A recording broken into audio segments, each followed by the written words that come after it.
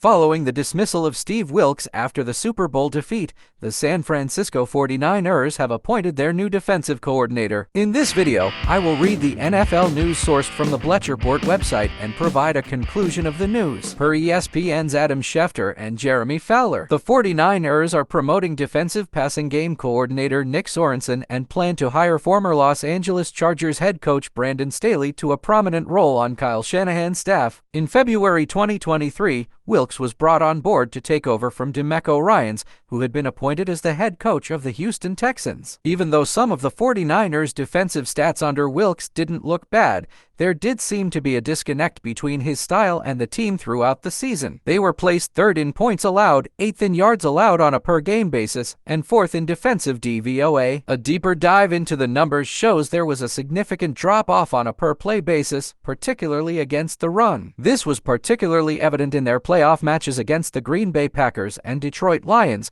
as they collectively amassed 312 rushing yards. There was also the point in the middle of the season after the 49ers lost 3 straight games when Wilks moved from the coach's booth to the sideline. Ryans and Robert Saleh, the team's previous two defensive coordinators, both coached the unit from the sideline. Wilks also made several questionable calls throughout the season that seemed to irritate Shanahan. He called for an all-out blitz with 16 seconds remaining in the first half against the Minnesota Vikings that turned into a 60-yard touchdown for Jordan Addison. Shanahan appeared to be troubled by another instance during the Super Bowl, this time during a game against the Kansas City Chiefs. On 2nd and 6 from the San Francisco 37-yard line, the defense lined up in a full-on pressure formation, prompting Shanahan to call a timeout. Yeah, I didn't like the look they were in, and one of our players looked a little gassed.